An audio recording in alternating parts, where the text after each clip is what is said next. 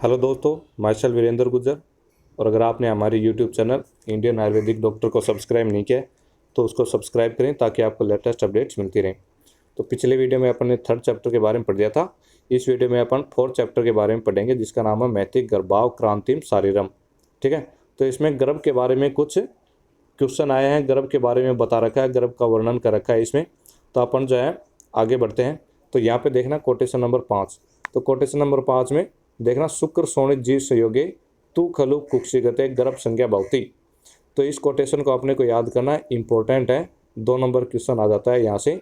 तो 2 number question किस प्रकार से आता है, वहाँ पे आता है कि गर्भ की परिभाषा बताओ।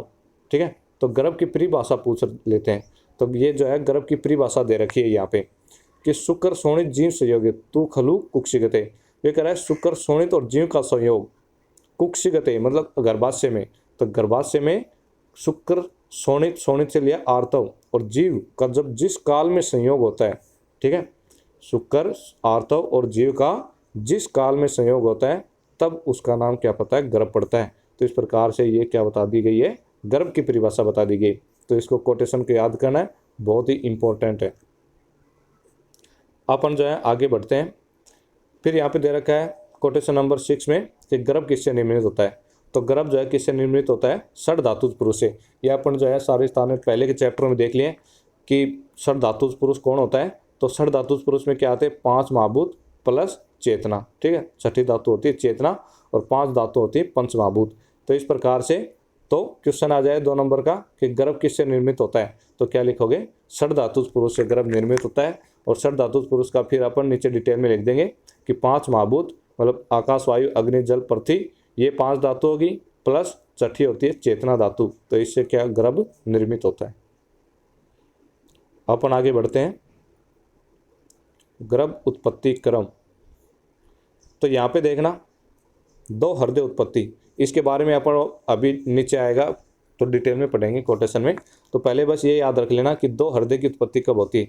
तो आचार्य चरक जी ने जो है 2 हृदय की उत्पत्ति तीसरे मास में मानी है। ठीक है, और आचार्य सुश्रुत जी ने 2 हृदय की उत्पत्ति चौथे मास में मानी है। तो इस प्रकार से याद रखना कि 2 हृदय की उत्पत्ति कौन से आचार्य ने कौन से मास में मानी है। अब यहाँ पे जो है प्रथम मास में गर्भ का स्वरूप, तो यहाँ से जो है 10 नंबर का क्वेश्चन बनता है। तो 10 नंबर का क्वेश्चन किस प्रकार बनता है, तो क्वेश्चन ये आता है कि मासानुमासिक गर्भ वृद्धि बताओ। ठीक है, गर्भ की स्थिति बताओ, मासानुमासिक गर्भ वृद्धि बताओ, या फिर गर्भ उत्पत्ति क्रम लिखो, मासानुमासिक गर्भ उत्पत्ति क्रम। तो उसमें जो है अपने को इसी प्रकार से लिखना पड़ेगा। तो अपन लिखेंगे प्रथम मास में गर्भ का स्वरूप। तो इसमें देखना प्रथम मास में जो है गर्भ का स्वरूप कैसा होता है। तो कोटेशन में जो है इसके नीचे अंडरलाइन कर देना, सर धातु क्लूसीकृत खेट भूतों। तो यहाँ पे खेट भूतों, तो खेट भूत शब्द है ये इस क्या माना गया है कि द्रव एवं श्वेत रूप वाले कप के साथ, कप से सादृश्य है। मतलब कि द्रव और श्वेत, कप के समान द्रव और जो श्वेत होता है ना उसको बोलते हैं खेटभूत शब्द। ठीक है, खेटभूत का मतलब ये होता है। तो इसमें देखना अब सर्वगुण संपन्न वह आत्मा गर्भावस्था को प्राप्त होकर प्रथम मास में सर धातुओं का मिश्रण स्वरूप संकलित रूप बनकर कप धातु का स्वरूप धारण कर अव्यक्त शरीर वाला होता है। तो प्रथम मास में क्या होता है कि सर्वगुण संपन्न वह आत्मा गर्भावस्था को प्राप्त होकर, ये कह रहा है कि शुक्र शोणित जीव के सहयोग, शुक्र शोणित और जीव के सहयोग से मतलब गर्भ बनता है। तो ये कह रहा है कि गर्भ वह जो है गर्भ आत्मा से संयुक्त होकर, ये कह रहा है प्रथम मास में सर्व धातुओं का सम्मिश्रण। तो इसमें क्या होता है, सारी धातुओं का क्या होता है, सम्मिश्रण होता है। और ये कप धातु के स्वरूप वाला क्या करता है, रूप धारण करता है। ठीक है, और इसमें शरीर कैसा होता है, अव्यक्त शरीर होता है। तो अव्यक्त शरीर में अंग प्रत्यंग कैसे रहते हैं, सत और असत दोनों रूप में रहते हैं। तो इस प्रकार से ये प्रथम मास में गर्भ का स्वरूप हो गया। तो इसमें क्या लिखोगे कि प्रथम मास में यहीं से लिख लेना अपन, प्रथम मास में सर धातुओं का सम्मिश्रण स्वरूप कप धातु का स्वरूप धारण कर अव्यक्त शरीर वाला होता है। और अव्यक्त शरीर में अंग और प्रत्यंग सत और असत दोनों रूप में रहते हैं। अब अपन बढ़ते हैं आगे द्वितीय मास। तो द्वितीय मास में गर्भ का स्वरूप, तो द्वितीय मास में गर्भ का स्वरूप देखना, दूसरे मास में वह कलल बन जाता है। ठीक है, तो द्वितीय मास में कैसा बन जाता है, कलल, कलल घन मतलब गाढ़ा। तो उसके 3 विभाग होते हैं। तो द्वितीय मास में इसके कितने विभाग होते हैं, 3 विभाग होते हैं, पिंड पेशी अर्बुद।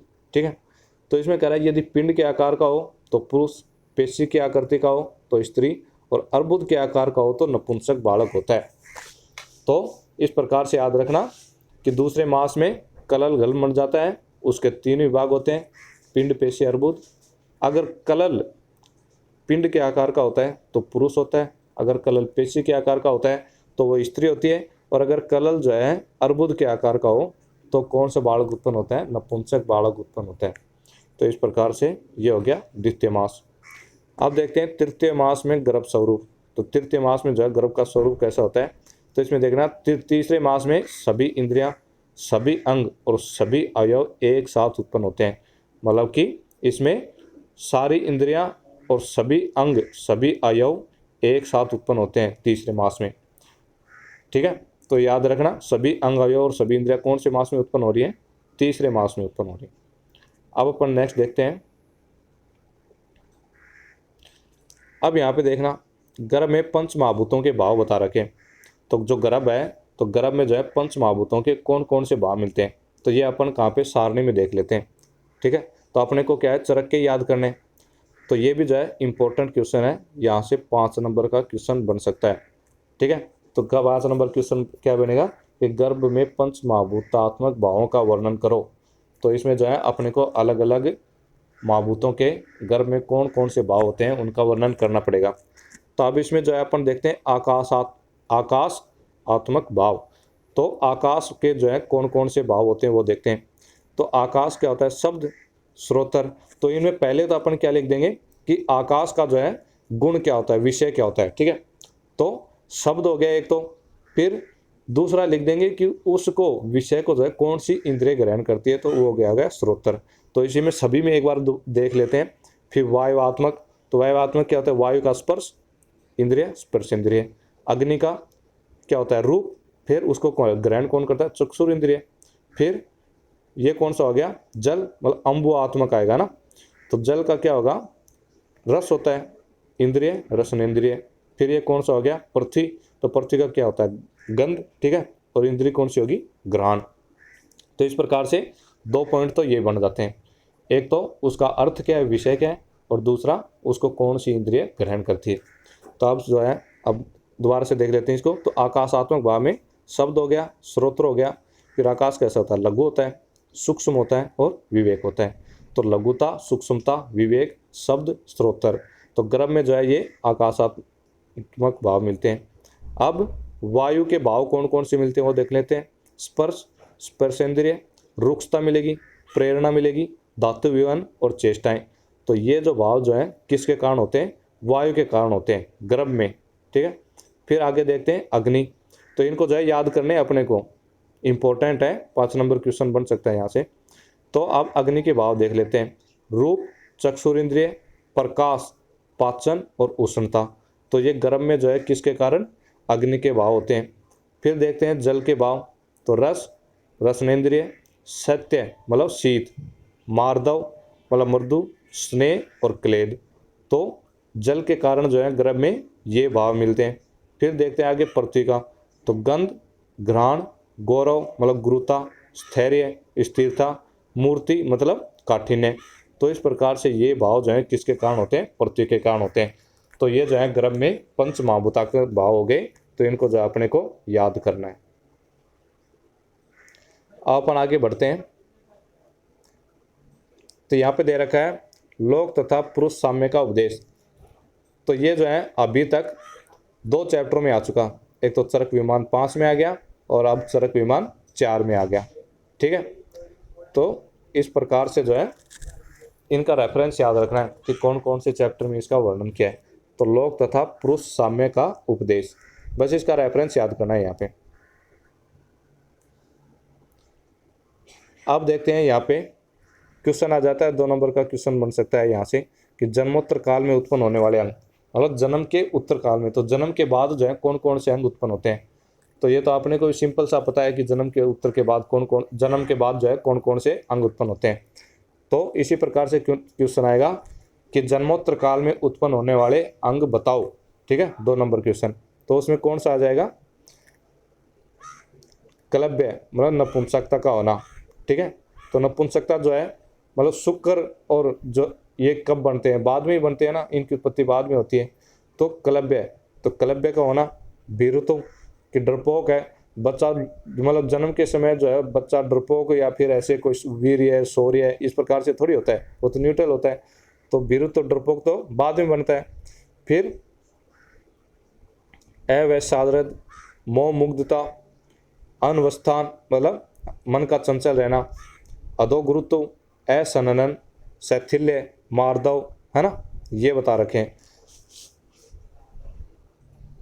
तो ये तो क्या है उसमें भाव बता रहा है, ये भाव क्या है उसमें जन्म के बाद उत्पन्न होते हैं। लेकिन अपने को क्या बताना है कि अंग कौन से उत्पन्न होते हैं। तो अंगों में क्या देखेंगे कि अंगों में जो है जन्मोत्तर काल में कौन कौन से अंग उत्पन्न होते हैं। जैसे कि यहाँ पे देखना, दांत, दांत बाद में होते हैं, ठीक है। दाढ़ी, मूछ, कक्षा और गुह्य प्रदेश में लोम का होना और स्त्रियों में स्तन का उभार होना, ठीक है। फिर रज या शुक्र आदि अन्य इसी प्रकार के भाव जन्मोत्तर काल में उत्पन्न होते हैं। तो ये क्या होते हैं, जन्मोत्तर काल में उत्पन्न होने वाले अंग हो गए। तो यहाँ पे तो जो है जन्मोत्तर काल में उत्पन्न होने वाले भाव बता रखा है, ठीक है। और यहाँ पे जो है जन्मोत्तर काल में अंग जो उत्पन्न होते हैं वो बता रखा है। तो दांत हो गया, दाढ़ी, मूछ, कक्षा, गुह्य प्रदेश के लोम हो गए, स्त्रियों में स्तन का उभार होना, रज और शुक्र इनकी उत्पत्ति। तो ये तो क्या हो गए अंग। फिर क्लब्य, भीरुत्व, मोह मुग्धता, मन का चंचल रहना, अधोगुरुत्व, असननन, शैथिल्य, मार्दव, ये भाव जो है जन्म के बाद उत्पन्न होते हैं। तो इस प्रकार से भाव पूछे तो भाव बताना है, और अगर अंग पूछे तो अपने को अंग लिखने। अपन नेक्स्ट चलते हैं, दो हृदय की उत्पत्ति। तो यहाँ पे जो है दो हृदय का वर्णन कर रखा है, ठीक है। कोटेशन नंबर 15 नंबर कोटेशन में देखना। तो यहाँ पे जो है देखते हैं दो हृदय की उत्पत्ति कैसे होती है। क्वेश्चन आ सकता है कि दो हृदय की उत्पत्ति बताओ, ठीक है, दो हृदय की उत्पत्ति का वर्णन करो इस प्रकार से। 2 नंबर में आ सकता है या फिर 5 नंबर में भी पूछ सकते हैं। तो इसमें दो हृदय की उत्पत्ति देखना कि उस गर्भ के शरीर में जिस समय इंद्रियां अभिव्यक्त होती हैं उसी समय उस गर्भ के मन में वेदना होती है, इसलिए उसी समय से गर्भ में स्पंदन क्रिया होती है और अनेक जन्मों में अनुभव किए हुए इंद्रिय विषयों की वह इच्छा करता है और वह इच्छा माता के हृदय से व्यक्त होती है। ये कह रहा है कि गर्भ में जो है ना जिसमें इंद्रियां अभिव्यक्त होती हैं, तो इंद्रियां सभी अंगयों ये कौन से मास में अभिव्यक्त हो रहे थे। अभी अपन ने पढ़ के आया कि तीसरे मास में जो है सभी इंद्रियां और अंग अवयव क्या हो जाते हैं, अभिव्यक्त हो जाते हैं। तो ये कह रहा है कि तीसरे मास में जब मतलब कि सभी इंद्रियां जब अभिव्यक्त होती हैं तो ये क्या करती हैं कि इंद्रियां क्या करती हैं कि जो है गर्भ के मन में वेदना उत्पन्न होती है, ठीक है, वेदना होने लग जाती इंद्रियों की अभिव्यक्ति होने के बाद। तो फिर गर्भ क्या करता है कि स्पंदन क्रिया होती है गर्भ में, और वो क्या करता है कि पिछले जन्मों में जो इंद्रियों के द्वारा विषयों का उसने अनुभव किया है, तो इंद्रिय विषयों का जो अनुभव किया है, जो अनुभव हुए हैं, तो वो क्या करता है कि उनकी इच्छा रखता है और वह अपनी इच्छा को किसके द्वारा प्रकट करता है, माता के हृदय के द्वारा प्रकट करता है। इसलिए उस काल में दो हृदय उसकी संज्ञा होती है, ऐसा वर्ध लोग कहते हैं। तो ये कह रहा है कि उस काल में जो है दो हृदय हो गए, मतलब एक तो गर्भ का हृदय और एक माता का हृदय। तो ये कह रहा है कि दो हृदय की उत्पत्ति होगी, ठीक है। तो ऐसा कौन कहते हैं, वर्ध लोग कहते हैं। तो गर्भ का हृदय माता के हृदय से उत्पन्न होता है और गर्भ पोषण के लिए रसवाही धमनियों के द्वारा माता के हृदय से बालक का हृदय संबंध रहता है। तो गर्भ का हृदय किसके उत्पन्न होता है, माता के हृदय से उत्पन्न होता है। और फिर कह रहा है कि गर्भ पोषण के लिए रसवाही धमनियां के द्वारा माता के हृदय से बालक का हृदय संबंध रहता है। तो रसवाहिनी धमनियों के द्वारा जो गर्भ का हृदय है वो किससे संबंध रहता है, माता के हृदय से संबंध रहता है। इसलिए उन रसवाहिनी धमनियों के द्वारा बालक अपनी इच्छा को माता के हृदय के द्वारा प्रकट करता है। तो क्या करता है कि गर्भ जो है, गर्भ में जो भी इच्छाएं प्रकट होती हैं वो रसवाहिनी धमनियों के द्वारा कहाँ तक पहुँचती हैं, माता के हृदय तक पहुँचती हैं, और फिर वो माता के हृदय के द्वारा अपनी इच्छाओं को प्रकट करता है। इसी कारण को समझते हुए विद्वान दो हृदय का अपमान नहीं करना चाहते हैं। यदि दो हृदय का अपमान कर दिया जाए तो गर्भ का नाश, गर्भ में विकृति उत्पन्न हो जाती है। उस समय जबकि गर्भ माता के हृदय के द्वारा अपनी इच्छा को प्रकट करता है तो गर्भिणी माता गर्भ के किसी किसी विषयों के समान योगक्षेम वाली होती है, अर्थात बालक की इच्छा अनुसार वस्तुओं की प्राप्ति होने पर स्वस्थ और न प्राप्त होने पर अस्वस्थ होती है। तो इसमें कह रहा है कि इसलिए विद्वान कहते हैं कि जब दो हृदय उत्पन्न हो जाता है तो ये कह रहा है कि दो हृदय का अपमान नहीं करना चाहिए, ठीक है। अगर दो हृदय का अपमान कर दिया जाता है तो ये कह रहा है कि या तो गर्भ का नाश हो जाता है या फिर गर्भ में विकृति उत्पन्न हो जाती। तो यहाँ से जो है 2 नंबर का क्वेश्चन बन सकता है कि दो हृदय की अवहेलना करने पर कौन से रोग उत्पन्न होते हैं, या फिर दो हृदय की अवहेलना करने पर क्या होता है। ठीक है, तो क्या होता है, गर्भ का नाश होता है या फिर गर्भ में विकृति उत्पन्न हो जाती है। फिर ये कह रहा है कि जब है ना गर्भ माता के द्वारा अपनी इच्छा को प्रकट कर रहा होता है, तो ये कह रहा है कि गर्भिणी माता है ना, कभी तो सुख स्वस्थ दिखाई देती है और कभी अस्वस्थ दिखाई देती। तो जब ये कह रहा है कि बालक की इच्छा अनुसार वस्तुओं की प्राप्ति हो जाती तो वो स्वस्थ दिखाई देती, और अगर उसके अनुसार वस्तु प्राप्त न होती है तो वह कैसी होती है, अस्वस्थ होती है। फिर इसलिए कुशल विद्वान प्रिय और हितकारी वस्तुओं से विशेष रूप में गर्भिणी की परिचर्या करते हैं। जो गर्भिणी के लिए प्रिय होता है और जो उसके लिए हितकर होता है वही वस्तु इसके आहार विहार में प्रयुक्त करते हैं। तो इसलिए जो है इस समय क्या करना चाहिए कि जो स्त्री के लिए, गर्भिणी के लिए प्रिय हो और हितकारी वस्तु हो तो उनको ही क्या करते हैं, आहार विहार में प्रयुक्त करना चाहिए। तो इस प्रकार से यहाँ पे जो है दो हृदय की उत्पत्ति बता दी गई है। तो एक बार फिर से बता देता हूँ दो हृदय की उत्पत्ति। तो इसमें क्या लिखना है, ये कह रहा है कि गर्भ के शरीर में जिसमें इंद्रियां अभिव्यक्त होती हैं तो उसमें गर्भ में के मन में क्या होती है, वेदना होती है, और वो गर्भ में स्पंदन क्रिया होती है। और अनेक जन्मों में जो अनुभव किए हुए इंद्रियों के विषय हैं वह उनकी इच्छा करता है, और इस इच्छा को वो माता के हृदय के द्वारा प्रकट करता है। इसलिए जो है इस काल में वर्ध लोग जो है दो हृदय हो गया ऐसी संज्ञा देते हैं। फिर गर्भ का जो हृदय है वो माता के हृदय से उत्पन्न होता है, और वो रसवाहिनी धमनियों के द्वारा जो है गर्भ का हृदय माता के हृदय से संबंध रहता है, और इन्हीं रसवाहिनी धमनियों के द्वारा जो है वह माता के हृदय तक अपनी इच्छाएं प्रकट करता है, पहुंचाता है, और फिर वो इच्छाएं माता के हृदय के द्वारा प्रकट की जाती हैं। फिर ये कह रहा है कि जब गर्भ माता के द्वारा, हृदय के द्वारा अपनी इच्छा प्रकट करता है तो कभी तो गर्भिणी स्वस्थ रहती है और कभी गर्भिणी अस्वस्थ रहती है। तो बालक की इच्छा अनुसार वस्तुओं की प्राप्ति होने पर वह स्वस्थ होती है और न प्राप्त होने पर अस्वस्थ होती है। तो इसलिए कह रहा है कि कुशल विद्वान जो है गर्भिणी को इस समय प्रिय और हितकारी वस्तुओं का आहार विहार में प्रयुक्त करना चाहिए। तो इस प्रकार से दो हृदय की उत्पत्ति होगी। अब अपन नेक्स्ट देखते हैं। यहाँ पे जो गर्भिणी के लक्षण बता रखा है, ठीक है। सद्य गर्भित गर्भिणी के लक्षण अपन ने पहले ही पढ़ लिए थे कि बार बार मुख का थूकना, पैरों में शोथ होना, ठीक है, शरीर में भारीपन होना, नेत्रों में ग्लानि होना। तो इस प्रकार के जो है अपन ने पहले देख लिए थे। तो वो थे सद्य गर्भित गर्भिणी के लक्षण। तो सद्य गर्भित गर्भिणी के लक्षण पूछे तो वो वाले लिखने हैं, और अगर गर्भिणी के लक्षण पूछे, सिर्फ ऐसे बोल रहा है कि गर्भिणी के लक्षण बताओ, तो 2 नंबर क्वेश्चन बनता है। ये भी इंपॉर्टेंट है यहाँ से, ठीक है। तो गर्भिणी के लक्षण पूछे तो अपने को ये लिखने हैं। तो इसमें देखना गर्भिणी के लक्षण क्या है, आर्तव अदर्शन, मतलब गर्भिणी होती है तो क्या होता है, आर्तव बंद हो जाता है, आर्तव अदर्शन। आस्य संसर्वण, मतलब मुख से क्या आएगा, बार बार पानी आएगा।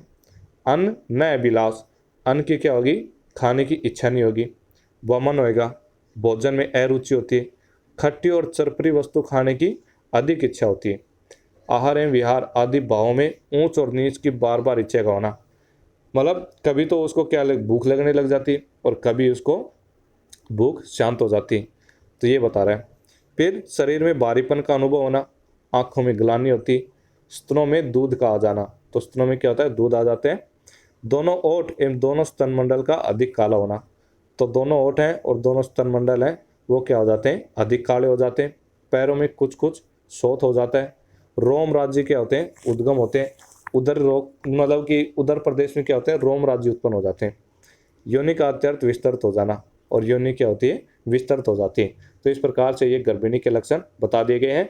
तो एक बार गर्भिणी के लक्षण आए तो उसमें आर्तव दर्शन, मुख से बार बार पानी आना, अन्न खाने की इच्छा न होना, वमन, भोजन में अरुचि, खट्टी चरपरी वस्तु खाने की इच्छा अधिक होना।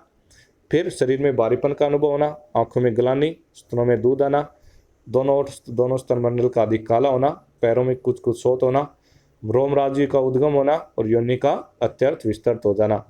तो ये किसके हो गए, गर्भिणी के लक्षण हो गए। अब अपन आगे बढ़ते हैं।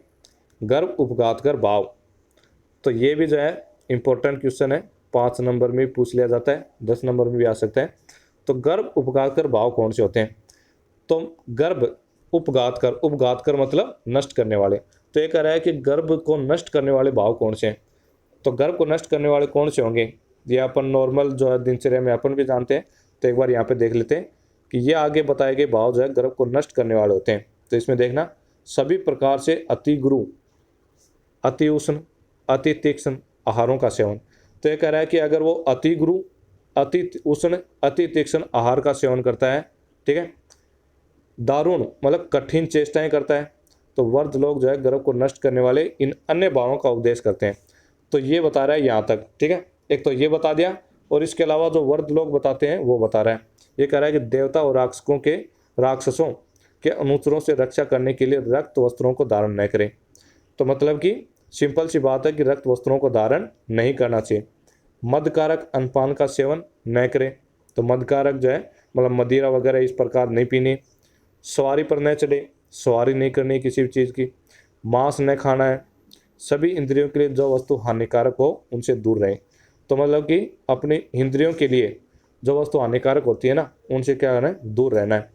और भी इसके अतिरिक्त जिस किसी वस्तु को त्यागने के लिए वर्ध एवं अनुभवी वर्धा स्त्रियां कहें उसी को गर्भ उपघात कर भाव कहते हैं।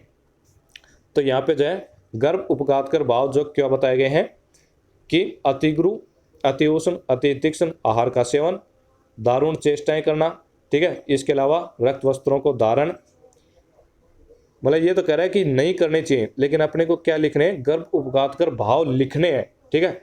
तो गर्भ उपघात कर भाव में कैसे लिखेंगे कि रक्त वस्त्रों को धारण करना, मदकारक अनपान का सेवन करना, सवारी पर चढ़ना, मांस खाना, सभी इंद्रियों के लिए जो वस्तु हानिकारक हो उसका सेवन करना, ठीक है। तो इस प्रकार की चीजें क्या करते हैं, गर्भ का नष्ट करने वाली होती हैं। अब नेक्स्ट चलते हैं अपन। अब तीसरे मास तक तो अपन ने गर्भ का स्वरूप देख लिया था। अब यहाँ से जो है चतुर्थ मास बता रखा है। तो चतुर्थ मास में देखना गर्भ का स्वरूप। तो चतुर्थ मास में क्या हो रहा है कि गुरु गात्रत्वम अधिकम उपदध्यते, ठीक है। तो इसमें चौथे मास में जो है गर्भ में स्थिरता उत्पन्न हो जाती है। तो एक तो ये याद रखना है कि चौथे मास में क्या होती है, गर्भ में स्थिरता उत्पन्न होती है कि पहले की अपेक्षा बड़ा बन जाता है। तो चौथे मास में कह रहा है गर्भिणी का शरीर है ना अधिक भारी प्रतीत होता है। तो गर्भ में क्या हो रही, स्थिरता उत्पन्न हो रही, मतलब कि पहले की अपेक्षा क्या बन जाता है, बड़ा बन जाता है। तो ये कह रहा है कि चौथे मास में है ना गर्भ जो है उसका अब बड़ा बन गया, तो गर्भ स्थिरता प्राप्त हो गया, तो इसे गर्भिणी का शरीर भी क्या हो जाएगा, अधिक भारी प्रतीत होगा। तो ये किसमें, चतुर्थ मास में गर्भ का स्वरूप हो गया। अब जो है अपन पंचम मास में गर्भ का स्वरूप देखते हैं। पंचम मास में गर्भ का स्वरूप, तो इसमें कह रहा है पांचवें मास में अन्य मासों की अपेक्षा बालक में मांस और रक्त की अधिक वृद्धि होती है। ये कह रहा है कि इस मास में जब विशेष रूप से, अन्य मासों में भी रक्त और मांस की वृद्धि हो रही है, लेकिन इस मास में अन्य मास की अपेक्षा अधिक रूप में रक्त और मांस की वृद्धि होती है। तो इसलिए जो है गर्भिणी जो है इस मास में विशेष कर्ष हो जाती है, ठीक है। तो विशेष कर जो है गर्भिणी कौन से मास में होती है, पंचम मास में। तो इस प्रकार से ये पांचवें मास की गर्भ स्वरूप बता दिया। अब देखते हैं छठे मास में गर्भ का स्वरूप। तो छठे मास में गर्भ का स्वरूप क्या होता है, तो बल वरण उपचय। तो इसमें कह रहा है कि अन्य मास की अपेक्षा इस मास में जो है गर्भ में बल वरण का उपचय अधिक होता है, ठीक है। तो बल वरण का उपचय अधिक होगा तो गर्भिणी में क्या होगा, बल और वरण की विशेष हानि होगी।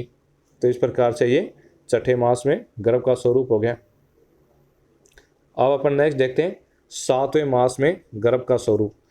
तो सातवें मास में कह रहा है कि सभी प्रकार से पुष्ट होता है। तो सभी प्रकार से पुष्ट होता है, तो इसलिए गर्भिणी और मास की अपेक्षा, मतलब अन्य मास की अपेक्षा इस मास में अधिक दुर्बल एवं उदास प्रतीत होती है। तो दुर्बल और उदास मतलब क्लांत किस में प्रतीत होती है, सातवें मास में। तो इस प्रकार से याद रखना कि सभी प्रकार से पुष्ट होता है सातवें मास में, तो इसलिए गर्भिणी जो है अन्य मास की अपेक्षा इस मास में अधिक दुर्बल एवं उदास प्रतीत होती है। तो ये हो गया सातवें मास में गर्भ का स्वरूप। अब नेक्स्ट देखते हैं आठवें मास। तो आठवें मास में गर्भ का स्वरूप और ओज का अस्थिरत्व, मतलब ओज जो है आठवें मास में क्या होता है, अस्थिर होता है, ठीक है। तो इसलिए बताया जाता है कि अष्ट मास में जो है प्रसव नहीं करवाना चाहिए। क्यों, क्योंकि ओज क्या है, इसमें अस्थिर होता है। अगर क्वेश्चन आ जाए कि आठवें मास में गर्भ का प्रसव क्यों नहीं करवाना चाहिए, तो उसमें आंसर जाएगा कि ओज के अस्थिर होने के कारण जो है आठवें मास में गर्भ का प्रसव नहीं करवाना चाहिए। तो इसमें गर्भ का स्वरूप देख लेते हैं। पहले तो आठवें मास में रस वाहिनी के द्वारा ओज जो है माता से गर्भ के हृदय में और गर्भ से माता के हृदय में परस्पर आता जाता रहता है। तो इसमें क्या करता है कि जो रस वाहिनी धमनिया के द्वारा जो है गर्भ का हृदय माता के हृदय से जुड़ा हुआ था ना, तो कह रहा है कि उस रसवाहिनी धमनियों के द्वारा क्या करता है कि जो ओज है ना वो माता से गर्भ के हृदय में और गर्भ से के हृदय से माता के हृदय में परस्पर आता जाता रहता है, क्योंकि गर्भ जो है पूर्ण रूप से तैयार नहीं रहता। तो इसलिए कह रहा है कि माता जो है 8वें मास में बार बार प्रसन्न और बार बार उदास हुआ करती है। तो 8वें मास में जो है बार बार प्रसन्न होती है, बार बार उदास होती है माता। क्यों? क्योंकि ये कह रहा है कि जब जो ओज है ना, ओज माता के हृदय में चला आता है तो क्या होती है, माता प्रसन्न दिखाई देती है। और जब ओज गर्भ के शरीर में चला जाता है तो गर्भ में प्रसन्नता रहती है और ओज जो है मतलब माता क्या हो जाती है, उदास हो जाती है। ठीक है, तो इस प्रकार से बता दिया है। फिर ये कह रहा है कि इस मास में यदि बालक का जन्म हो जाता है, प्रसव हो जाता है, तो उसका जीवन संकट में हो जाता है। क्यों? क्योंकि ओज की स्थिति अस्थिर रहती है। तो इस प्रकार से जो है ये 8वें मास में गर्भ का स्वरूप और ओज का अस्थिरता बता दिया गया है। तो 8वें मास में गर्भ का स्वरूप क्या हो गया, तो इसमें तो ओज के बारे में बता रहा है ज़्यादातर, है ना। तो इसमें क्या लिखना है कि 8वें मास में रसवाहिनी के द्वारा ओज जो है माता से गर्भ के हृदय में और गर्भ से माता के हृदय में परस्पर आता जाता रहता है। तो इसलिए माता जो है इसमें मास में बार बार प्रसन्न और बार बार उदास हुआ करती है। जब ओज माता के हृदय में चला जाता है तो माता प्रसन्न दिखाई देती है, गर्भ उदास दिखाई देता है। और जब ओज जो है गर्भ में चला जाता है तो गर्भ प्रसन्न दिखाई देता है और माता उदास दिखाई देती है। और यदि इस मास में जो है गर्भ का जन्म हो जाता है तो उसका जीवन संकट में हो जाता है, क्योंकि ओज की स्थिति क्या रहती है, अस्थिर रहती है। अब अपन नेक्स्ट देखते हैं। तो देखना यहाँ पे मैंने ऊपर लिख लिया है प्रसव काल। तो आचार्य चरक जी ने जो है प्रसव काल मतलब डिलीवरी का टाइम कब बताया, 9वें मास से लेकर 10वें मास तक। ठीक है, तो ये 2 नंबर का क्वेश्चन आ सकता है यहाँ से कि चरक ने जो है प्रसव काल कितना बताया। तो प्रसव काल 9वें मास से लेकर 10वें मास तक। ठीक है, तो 9वें मास से लेकर 10वें मास तक क्या माना गया, प्रसव काल माना गया। अब इसमें देखना 9वें मास में प्रसव काल, तो 9वें मास में गर्भ का स्वरूप बता रहा है। तो 9वें मास में क्या होता है, गर्भ पूर्ण रूप से हो जाता है। तो इसमें देखना 8वें मास के बाद 1 दिन बीत जाने पर मतलब कि 9वें मास से लेकर 10वें मास तक विघ्न रहित प्रसव काल माना गया। तो मैंने अभी जो ऊपर बताया वही बात है कि 9वें मास से लेकर 10वें मास तक क्या माना गया, प्रसव काल माना गया। 10 मास व्यतीत हो जाने के बाद यदि गर्भ गर्भाशय में ही रह जाता है तो उसे विकृति मानी जाती है। तो ये कह रहा है कि 9वें मास से लेकर 10वें मास में प्रसव काल हो जाना चाहिए, लेकिन अगर गर्भ जो है 10वें मास के बाद भी कहाँ पे रहता है, गर्भाशय में ही रह जाता है, तो उसे क्या हो जाती है, विकृति मानी जाती है। ठीक है, तो इस प्रकार से ये अपन ने मासानुमासिक गर्भ वर्धिकर क्रम देख लिया, गर्भ उत्पत्ति क्रम देख लिया है। तो इनको जो है मासानुमासार कौन कौन से स्वरूप बताए गए गर्भ के। ठीक है, कौन से में रक्त मांस का अधिक उपचय होता है, किस में बलवरण का उपचय हो रहा है, तो ये सारी चीज़ें जो है किस में अधिक उदास हो रही है, तो ये सारी चीज़ें जो है अपने को अच्छे से याद रखनी। फिर यहाँ पे देखना कोटेशन नंबर 27 में गर्भ वृद्धि के कारण। तो गर्भ वृद्धि के कारण क्या होते हैं, अपन ने देखा ना गर्भ वृद्धि कर भाव, तो गर्भ वृद्धि के वही कारण है गर्भ वृद्धि कर भाव ही। तो गर्भ वृद्धि कर भाव कितने थे, 6 थे, मात्रज, पित्रज, आत्मज, ठीक है, सत्वज, सात्मज और रसज। तो ये क्या होते हैं, गर्भ वृद्धि के कारण होते हैं। फिर इसके अलावा नीचे देखना कि माता के हृदय से आई हुई रसवाहिनी धमनियों के द्वारा प्राप्त उपस्नेह और माता के शरीर से प्राप्त उपस्वेद से और काल द्वारा परिपाक होने से एवं स्वभाव सिद्ध अपने बढ़ने वाली प्रकृति से गर्भाशय में वृद्धि को प्राप्त होता है। तो गर्भ वृद्धि के कारण क्या है, एक तो गर्भ वृद्धि के कारण है गर्भ वृद्धि कर 6 भाव वाले। ठीक है, फिर ये कह रहा है कि इसके अलावा और गर्भ वृद्धि के क्या कारण होते हैं, तो ये कह रहा है कि जो रसवाहिनी धमनियों के द्वारा जो है माता के हृदय से रसवाहिनी धमनियों के द्वारा, ठीक है, जो गर्भ को उपस्नेह प्राप्त होता है या फिर माता के शरीर से उपस्वेद प्राप्त होता है या फिर काल द्वारा परिपाक होने से या फिर स्वभाव सिद्ध अपने बढ़ने वाली प्रकृति से, मतलब कि स्वभावतः ही क्या होता है, गर्भ बढ़ता रहता है, तो इससे जो है गर्भ गर्भाशय में क्या करता है, वृद्धि को प्राप्त करता है। तो इस प्रकार से ये क्या हो गए, गर्भ वृद्धि के कारण। अब अपन आगे बढ़ते हैं। तो यहाँ पे जो है मैंने याद करने के लिए, ताकि याद करने में इजी रहे, इनको ऊपर लिख दिया है। वैसे जो है ये अपन नीचे अभी कोटेशन में पढ़ेंगे, तो एक बार जो है यहाँ ऊपर पढ़ लेते हैं, ताकि नीचे पढ़ेंगे तो उसमें क्या होगा, अपने याद करना इजी रह जाएगा, पढ़ना इजी हो जाएगा। तो इसमें क्या है कि बीज भाग, तो यहाँ पे नीचे आएगा कि बीज भाग में अगर दुष्टि होती है तो क्या होता है, फीमेल तो अगर फीमेल है तो वो बंध्या, उसको बंध्या बोलते हैं। अगर मेल उत्पन्न होता है तो उसको बंध्या बोलते हैं, है ना। बीज भाग में दुष्टि होने पर। बीज भाग अवयव में दुष्टि होती है तो जो फीमेल उत्पन्न होती है उसको पुत्तिपर्जा बोलते हैं, और जो मेल उत्पन्न होता है उसको पुत्तिपर्ज बोलते हैं। फिर बीज भाग अवयव के एक देश में दुष्टि होती है तो फीमेल तो है, मतलब जो स्त्री पैदा होती है उसको वार्ता बोलते हैं, और जो मेल पैदा होता है उसको तृणपुत्रिक बोलते हैं। तो इस प्रकार से याद रखना। तो अभी जो है अपन इनके बारे में जो नीचे पढ़ लेते हैं, तो इनमें देखना। तो यहाँ पे दे रखा है, तो यहाँ पे हेडिंग क्या है, गर्भ संपूर्ण रूप से नष्ट न होकर विकृति को प्राप्त होता है। तो मतलब कि ऐसे कौन सी चीज़ है जिनके कारण जो है गर्भ संपूर्ण रूप से नष्ट नहीं होता, केवल विकृति को प्राप्त होता है। तो उसकी बात बता रहा है कि ये कह रहा है कि बीज भाग मतलब गर्भ, ये शोणित और गर्भाशय के, ये कह रहा है बीज भाग प्रदुष्ट होते हैं तो क्या होती है, जो स्त्री उत्पन्न होती है वो तो क्या होती है, बंध्या। स्त्री के बता रहा है ना। तो शोणित और गर्भाशय के बीज भाग, तो शोणित और गर्भाशय तो किस में मिलेंगे, स्त्री में मिलेंगे। तो पहले ये स्त्री के बता रहा है कि ये कह रहा है कि स्त्री के अगर बीज भाग प्रदुष्ट होते हैं तो बंध्या संतति उत्पन्न होती है। बीज भाग का अवयव दुष्ट होता है तो क्या होती है, पुत्तिपर्जा संतति उत्पन्न होती है। और अगर बीज भाग अवयव के एक देश में विकृति होती है तो कौन सी होती है, वार्ता नामक संतति उत्पन्न होती है। तो ये तो है स्त्री में दुष्ट हो रहा है, स्त्री में दुष्टि हो रही है। अब देखते हैं कि पुरुष में दुष्टि होने पर क्या होता है। तो पुरुष में बता रहा है कि बीज भाग, ठीक है, बीज भाग अगर उसमें मैंने ऊपर लिख दिया ना, वही लिखना है कि अगर बीज भाग जो है क्या हो रहे हैं, दुष्ट हो रहे हैं, तो उससे क्या होगा, बंध्य पुत्र उत्पन्न होता है। अगर शुक्र में बीज भाग का एक अवयव दूषित हो रहा है तो उससे क्या होता है, पुत्तिपर्ज संतान उत्पन्न होती है। अगर बीज भाग अवयव के एक देश में, ठीक है, बीज भाग अवयव के एक देश में दुष्टि हो रही है, अगर शुक्र के बीज भाग अवयव के एक देश में दुष्टि हो रही है तो उससे क्या होता है, तृणपुत्रिक नामक संतान उत्पन्न होती है। तो इस प्रकार से स्त्री में दुष्टि होने पर और शुक्र में दुष्टि होने पर कौन कौन सी संतान उत्पन्न हो रही है उनका वर्णन ये यहाँ बता दिया गया है। अब आगे बढ़ते हैं अपन।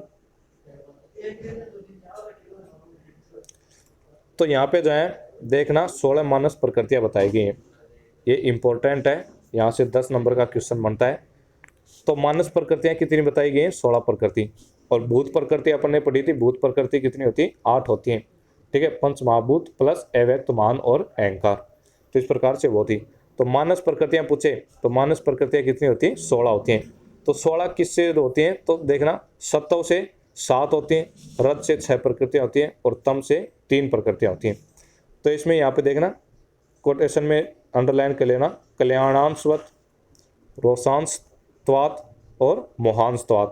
मतलब इसमें बता रहा है कि सात्विक मन कल्याणकारी अंश के अधिक होने से दोष रहित होता है। तो सात्विक मतलब सत्व जो होता है उसमें कैसा अंश की प्रधानता होती है, कल्याणकारी अंश की प्रधानता होती है। और जो राजस मन होता है, ठीक है, उसमें किस अंश की प्रधानता होती है, रोष मतलब क्रोध अंश की प्रधानता होती है, और वो क्या होता है, दोष युक्त होता है। फिर तामस जो मन होता है उसमें कौन से अंश की प्रधानता होती है, मोह अंश, मोहांशत्वात्। तो मोह अंश की प्रधानता होती है। तो इसमें अंश भी याद रखना ना कि सत्व में, रज में और तम में कौन से अंश की प्रधानता है। तो सत्व में कल्याणकारी अंश, रज में रोष अंश और तम में मोह अंश की प्रधानता होती है। तो सत्व में तो सत्व के कारण 7 प्रकृतियाँ होती हैं मन की, और राजस मन के कारण 6 प्रकृतियाँ होती हैं, और तामस मन के कारण 3 प्रकृतियाँ होती हैं। अब इनके बारे में जो अपन डिटेल में पढ़ लेते हैं। तो यहाँ पे जो है मैंने इसकी ट्रिक लिख दी गई है, ठीक है, कौन से की, सात्विक जो प्रकृतियाँ होती हैं, सात्विक मानस प्रकृतियाँ 7 होती हैं, तो उनकी जो है ट्रिक लिख दी गई है BAAY/VKG, है ना। तो यहाँ पे पहले अक्षर उठा लिए गए हैं, पहले अक्षर को जो है यहाँ पे लिख दिया गया है। जैसे बी से क्या हो गया, ब्राह्म सत्व। तो इसी प्रकार से ए से क्या हो जाएगा, नीचे देखते हैं, ए से हो गया आर्ष सत्व, है ना, ए से आर्ष, फिर ए से इंद्र सत्व हो जाएगा। तो इसी प्रकार से जो है अपने को ये ट्रिक से याद रखने बाय VKG। तो अब अपन जो है ब्राह्म सत्व का देखते हैं, ब्राह्म सत्व का स्वरूप। तो ब्राह्म सत्व जो मन अगर ब्राह्म सत्व वाला होगा तो उसके कैसे स्वरूप दिखाई देंगे।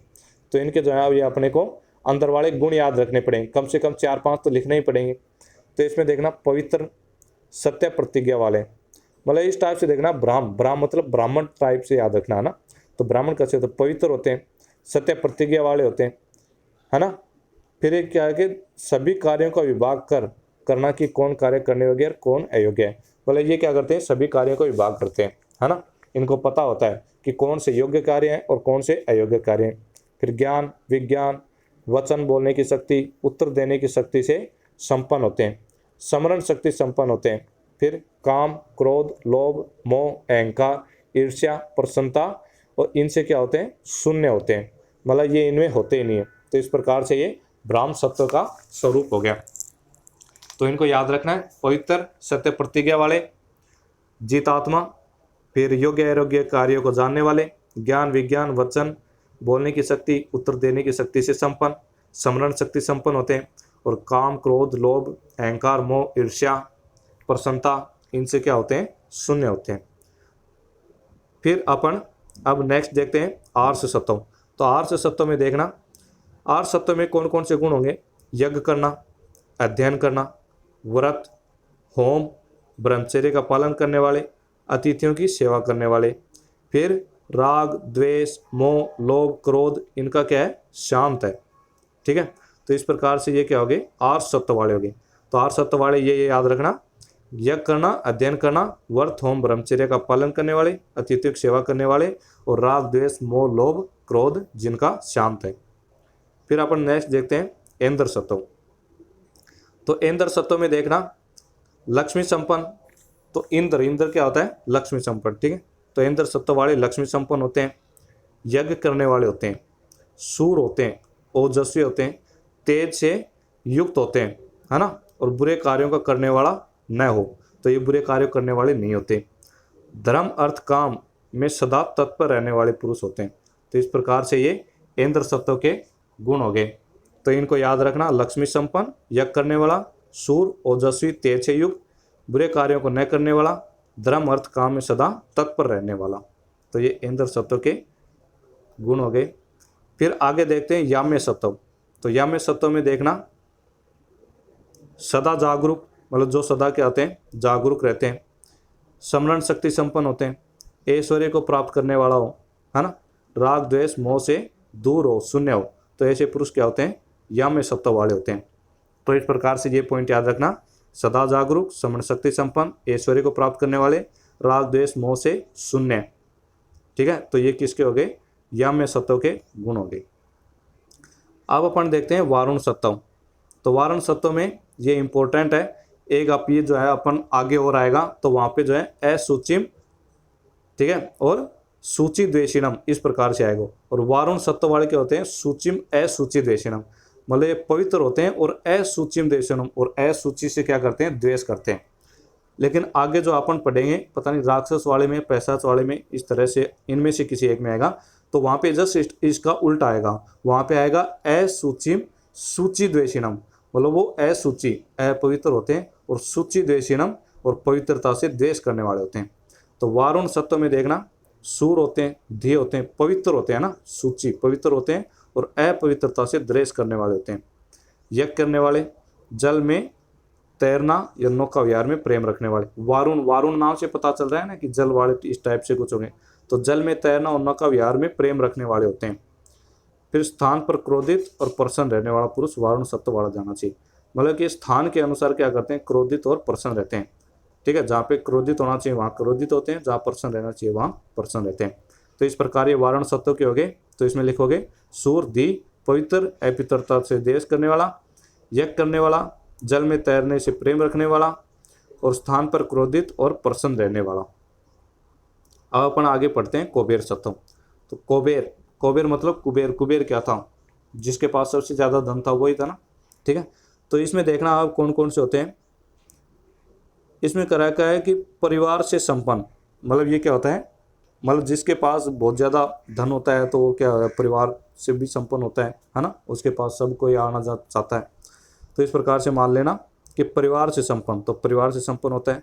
सुखपूर्वक विहार करने वाला, बहुत सारा पैसा है तो सुखपूर्वक ही विहार करेगा, तो सुखपूर्वक विहार करने वाला होता है। धर्म अर्थ काम में सदा तत्पर, तो धर्म अर्थ करना हो काम, तो इसमें क्या होता है, सदा तत्पर रहता है। पवित्र होता है। क्रोध और प्रसन्नता साफ साफ जिसकी प्रकट होती है, मतलब इसकी क्रोध और प्रसन्नता साफ साफ क्या होती है, प्रकट होती है। तो ये किसका हो गया, कुबेर सत्व का गुण हो गए।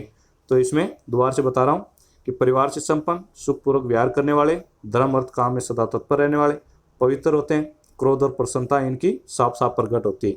तो ये कौन से होते हैं? कुबेर सत्व वाले पुरुष होते हैं। अब नेक्स्ट देखते हैं गांधर्व सत्व। तो गांधर्व सत्व वाले कौन होते हैं? गांधर्व, ठीक है, तो मतलब गाना बजाना नाचना इस प्रकार से आएंगे इसमें, जैसे नाचना, गाना, ठीक है, बाजा बजाना, आलाप लेना प्रिय हो, श्लोक पाठ, ठीक है, या फिर आख्यायिका मतलब कहानी, इतिहास, पुराण पाठ में कुशल हो, है ना, गंध आदि का लगाना, पुष्पमाला, चंदन, कसूरी इनका क्या करने ना, लेप करना, फिर सुंदर वस्त्र धारण और स्त्री विहार की इच्छा नित्य करता हो। तो ऐसा ये जो जिनमें ये गुण मिलते हैं वो क्या होते हैं? गांधर्व सत्व वाले होते हैं। तो गांधर्व सत्व वाले जो है कौन कौन से? नाचना, गाना, बाजा बजाना, ठीक है, आलाप लेना, फिर जो है श्लोक पाठ, कहानी, इतिहास, पुराण पाठ इनमें क्या होते हैं? कुशल होते हैं। फिर ये क्या करते हैं? पुष्पमाला, चंदन, कस्तूरी इनका लेप करते हैं, सुंदर वस्त्र धारण करते हैं और स्त्री विहार की नित्य इच्छा करते हैं। तो ये वो कौन होते हैं? गांधर्व सत्व वाले होते हैं। तो इस प्रकार से जो है ये सात्विक मानस प्रकृतियाँ होगी 7। अब जो है राजस मानस प्रकृतियाँ देखते हैं। तो इसमें जो है एक बार पहले नीचे विमर्श में देख लेना कि काश्यप संहिता में शुद्ध सत्व के 8 वेद बताए हैं। तो चरक संहिता में तो कितने? सत्व के 7 वेद बताए, लेकिन काश्यप संहिता में सत्व के कितने वेद बता रहे हैं? 8 वेद बता रहे हैं, ठीक है। और संतान युक्त यज्ञ आदि उत्तम क्रियाओं को करने वाला, धार्मिक जिसके लिए जगत प्रिय है या जो जगत का प्रिय है, ईर्ष्या रहित, दुष्टता रहित और जो पवित्र हो से प्रजापत्य सत्व कहते हैं। मतलब कि 7 तो वही सत्व माने और 8वां सत्व कौन सा माना है? प्रजापत्य सत्व माना है। तो ये जो है यहाँ पे सेकंड ईयर में तो नहीं पूछा जाएगा इसका काश्यप संहिता का, ये पीजी के लिए है ना। तो प्रजापत्य सत्व काश्यप संहिता ने 8वां कौन सा माना है? प्रजापत्य सत्व माना है। तो इसमें कौन कौन से गुण होते हैं? संतान युक्त होते हैं, यज्ञ आदि उत्तम क्रियाओं को करने वाले होते हैं, धार्मिक होते हैं, इनके लिए जो है जगत प्रिय होता है और जो जगत का प्रिय है, मतलब इनके लिए जगत प्रिय होता है और ये खुद भी जगत के प्रिय होते हैं, ईर्ष्या रहित होते हैं, दुष्टता रहित होते हैं और पवित्र होते हैं। तो इस प्रकार से ये प्रजापत्य सत्व के गुण हो गए। अब अपन नेक्स्ट देखते हैं राजस सत्व के भेद। तो राजस सत्व के 6 भेद होते हैं, ठीक है, तो 6 भेद होते हैं इसके, तो इनके जो है देख लेना। अब देखते हैं आसुर सत्व। तो पहला होता है आसुर सत्व। तो आसुर सत्व में कौन कौन से गुण वाले जो आसुर सत्व में होंगे? तो इसमें देखना, सूर, अधिक क्रोधी, दूसरे के गुणों में दोष देखने वाला, संपत्तिशाली, कपटी, उग्र स्वभाव वाला, दया शून्य, अपनी पूजा करने वाला। तो ये वाला जो है इंपॉर्टेंट है कि आसुर कैसे होते हैं? असुर अपनी पूजा करने वाले होते हैं, है ना। स्वार्थी ऐसे पुरुष को आसुर सत्व वाला जाना चाहिए। तो ये किसके? आसुर सत्व के गुण हो गए। मतलब इसमें क्या लिखना है कि सूर अधिक क्रोध करते हैं, दूसरे के गुणों में दोष देखने वाले होते हैं, संपत्तिशाली होते हैं, कपटी होते हैं, उग्र स्वभाव वाले होते हैं, दया शून्य मतलब इन्हें दया बिल्कुल भी नहीं होती और खुद की पूजा करने वाले होते हैं। तो ये आसुर सत्व हो गया। अब नेक्स्ट देखते हैं राक्षस सत्व। तो राक्षस सत्व जो है इसमें जो इम्पोर्टेंट है, छिद्र पर हारिणम, तो मतलब छिद्र पाकर धोखे से मारने वाला। मतलब ये क्या करते हैं? जैसे ही मौका मिलता है धोखे से मारने वाले होते हैं। तो राक्षस सत्व में और देख लेते हैं, प्रतिकूल वस्तु को किसी भी दशा में सहन न करने वाला। तो ये प्रतिकूल वस्तु होती है ना, विपरीत वाली वस्तुएं आ जाती हैं, तो ये क्या करता है कि उनको सहन नहीं कर पाते। बहुत दिनों तक क्रोध करने वाला, और ये बहुत दिनों तक क्या करते हैं? क्रोध करते हैं। छिद्र पाकर धोखा से मारने वाला, और ये जैसे मौका मिलता है धोखे से मार देते हैं। क्रूर भोजन में अधिक प्रेम रखने वाला। जो क्रूर भोजन होता है ना, मतलब किसी को मारकर खाना, इस प्रकार का, तो क्रूर भोजन में क्या करते हैं? अधिक प्रेम रखते हैं। मांस भोजन में अधिक प्रेम रखने वाले, तो मांस भोजन में अधिक प्रेम रखते हैं। सहन और परिश्रम अधिक करने वाला, मतलब सहन भी अधिक करते हैं और परिश्रम भी अधिक करते हैं। तो इस प्रकार से जो जिनमें गुण मिलते हैं वो क्या होते हैं? राक्षस सत्व वाले होते हैं, ठीक है। तो राक्षस सत्व वालों का इस प्रकार से इनको याद करने हैं अपने को। फिर अपन नेक्स्ट देखते हैं पैसाद सत्व। तो पैसाद सत्व में जो इंपॉर्टेंट है वो देख लेते हैं। तो अभी देखा था ना अपन ने वारुण वाले में कि सुचिम सूचिम द्वेषिणम, उसका जस्ट उल्टा आ रहा है ना। असूचिम, असूचि होते हैं मतलब अपवित्र होते हैं, और सूचि द्वेषिणम, और पवित्रता से क्या करते हैं? द्वेष करते हैं। तो पैसाद सत्व के दे लेते हैं अधिक आलसी, ये अधिक आलसी होते हैं, स्त्री के वश में रहने वाले होते हैं, स्त्रियों के साथ एकांत में रहने की इच्छा करने वाले। तो ये क्या करते हैं कि स्त्रियों के साथ एकांत में रहने की इच्छा करते हैं। अपवित्र होते हैं और पवित्रता से द्वेष करने वाले होते हैं। डरपोक होते हैं, ये दूसरों को भयभीत करने वाला होता है और विकृत आर व्यवहार करने वाला होता है। तो इस प्रकार से ये 5 सत्व के गुण बता दिए, तो इन गुणों को याद कर लेना। अब अपन नेक्स्ट देखते हैं सर्प सत्व। तो सर्प सत्व में देखना, इसका इंपॉर्टेंट है क्रुद्ध सूरम और अक्रुद्ध वीरुम। मतलब क्रोध करने पर तो ये क्या होते हैं, सूर होते हैं। मतलब इनको क्रोध आ जाता है ना, तो ये सूरवीर बन जाते हैं। और क्रोध अगर खत्म हो जाता है तो ये क्या होते हैं, डरपोक बन जाते हैं। मतलब क्रोध उत्पन्न न हो तो डरपोक रहते हैं, और अगर इनको क्रोध आ जाता है तो ये सूरवीर बन जाते हैं। तो ये सर्प सत्व का गुण हो गया। तेज होते हैं, अधिक परिश्रम करने वाले होते हैं, भययुक्त होकर प्रत्येक कार्य को करने वाले होते हैं, सदा आहार विहार में लगे रहने वाले। तो इस प्रकार से ये सर्प सत्व के गुण बता दें। अब नेक्स्ट देखते हैं प्रेत सत्व। तो प्रेत सत्व में देखना, जो प्रेत होते हैं वो आहार की सदा इच्छा रखने वाले। तो ये क्या करते हैं, प्रेत सत्व आहार की, भोजन की सदा इच्छा रखते हैं। अत्यंत दुखदायी स्वभाव, और इनका स्वभाव कैसा होता है, दुखदायी होता है, मतलब हमेशा दुखी मिलते हैं, है ना। फिर जो दूसरों के गुणों में दोषों को आरोपित करता हो, मतलब ये क्या करते हैं कि दूसरों के गुण को ना, तो उसमें भी क्या करते हैं, दोष ही निकालते हैं। फिर करते हुए ज्ञान से सुने, मतलब इनको क्या करना चाहिए क्या नहीं करना चाहिए, इस ज्ञान से शून्य होते हैं। ठीक है, इनको बिल्कुल भी पता नहीं रहता कि अपने को क्या करना चाहिए और क्या नहीं करना चाहिए। तो करते हुए ज्ञान से शून्य होते हैं। अत्यंत लोभी, बहुत ज़्यादा लोभी होते हैं। अक्रमशील, और ये क्या होते हैं, आलसी होते हैं। तो इस प्रकार के क्या होते हैं, इस प्रकार के गुण वाले जो प्रेत सत्व वाले होते हैं। तो इनको जो अपने को याद कर लेना है। फिर लास्ट देखते हैं शाकुन सत्व। तो शाकुन सत्व देखना, सदा मैथुन में आसक्त रहने वाला। तो शाकुन सत्व वाले क्या होते हैं, सदा ये हमेशा मैथुन में आसक्त रहते हैं, सदा आहार और विहार में तत्पर रहने वाला, और आहार और विहार में भी तत्पर रहते हैं हमेशा। चंचल होते हैं ये, असहिष्णु, ठीक है, असहिष्णु होते हैं। धन आदि किसी भी वस्तु का संचय नहीं करने वाला, और ये धन आदि मतलब किसी भी वस्तु का संचय नहीं करते हैं। तो इस प्रकार से ये क्या, शाकुन सत्व के गुण बता दिए। तो सदा मैथुन में आसक्त रहते हैं, सदा आहार विहार में तत्पर रहते हैं, चंचल होते हैं, असहिष्णु होते हैं, और किसी भी वस्तु का संचय नहीं करते हैं। तो इस प्रकार से ये राजस सत्व के 6 भेद बता दिए, है ना। और इनमें यहाँ पे वही बता रहा है कि रोष अंश की प्रधानता होती है और राजस सत्व के 6 भेद होते हैं। फिर यहाँ पे देखना काश्यप ने राजस सत्व के 7 भेद बताए। तो पीछे अपन ने देखा था कि सात्विक जो सत्व है उसके भी एक भेद एक्स्ट्रा माना था, प्रजापत्य सत्व। तो यहाँ पे काश्यप ने जो है राजस सत्व का भी एक भेद एक्स्ट्रा माना है। यहाँ पे 7 भेद बताएं। 7वां कौन सा है, याक्ष सत्व, है ना। तो 7वां जो है याक्ष सत्व इसने अधिक माना है। तो बस इसका नाम याद रखना कि काश्यप ने 7वां कौन सा माना है। अब अपन अगला देखते हैं तामस सत्व। तो तामस सत्व के 3 भेद होते हैं, कौन कौन से, पशु सत्व। तो पहला पशु सत्व देख लेते हैं कि पशु सत्व के क्या क्या होंगे। तो इसमें देखना, पशु सत्व के पुरुष अपने पर आई विपत्तियों को दूर न करने वाले, स्मरण शक्ति में शून्य, निंदित आचार और आहार करने वाले, सदा मैथुन में प्रसक्त रहने वाले, और अधिक सहन करने वाले। तो ये क्या होते हैं, जैसे पशु होते हैं ना, पशु क्या करते हैं, अपने ऊपर आई हुई विपत्तियों को दूर नहीं कर पाते, है ना। तो पशु सत्व वाले क्या होते हैं, अपने पर आई हुई विपत्तियों को दूर न करने वाले होते हैं, स्मरण शक्ति से शून्य होते हैं, उनको कुछ भी याद नहीं रहता, स्मरण शक्ति से शून्य, निंदित आचार और आहार करने वाले। और ये क्या करते हैं, मतलब एकदम बुरा भोजन करते हैं, बुरी तरह से रहते हैं, मतलब निंदित आहार और विहार करने वाले होते हैं। सदा मैथुन में प्रसक्त, और हमेशा क्या है, मैथुन में प्रसक्त रहते हैं, और अधिक सहन करने वाले होते हैं। तो इस प्रकार ये पशु सत्व के बता दिए गए हैं। फिर नेक्स्ट देखते हैं मत्स्य सत्व, मतलब मछली, है ना। तो ये क्या होते हैं, डरपोक होते हैं, मूर्ख होते हैं, आहार के लोभी होते हैं, चंचल होते हैं, काम और क्रोध में अनुरक्त रहते हैं, मतलब हमेशा क्या है, काम और क्रोध में आसक्त रहते हैं, सदा चलने फिरने वाले। इनको क्या होती है, यात्रा प्रिय होती है, हमेशा ये क्या होते हैं, जैसे मछली है ना, हमेशा तैरती रहती है, तो इसलिए सदा चलने फिरने वाले होते हैं। जल से अधिक प्रेम करने वाले पुरुष को मत्स्य सात्विक जानना चाहिए। तो ये इसमें क्या करते हैं, ये जल से अधिक प्रेम करने वाले होते हैं। तो इस प्रकार से ये मत्स्य सत्व के गुण हो गए। तो इस प्रकार के गुण मिलते हैं तो उसको मत्स्य सत्व वाला जानना चाहिए। अब नेक्स्ट देखते हैं तीसरा वानस्पत्य सत्व। तो वानस्पत्य सत्व मतलब वनस्पति पेड़ पौधे होते हैं वो। तो ये कह रहा है कि आलसी, केवल आहार में लगे रहने वाले, सभी प्रकार के बाह्य एवं आभ्यंतर ज्ञान से शून्य होते हैं।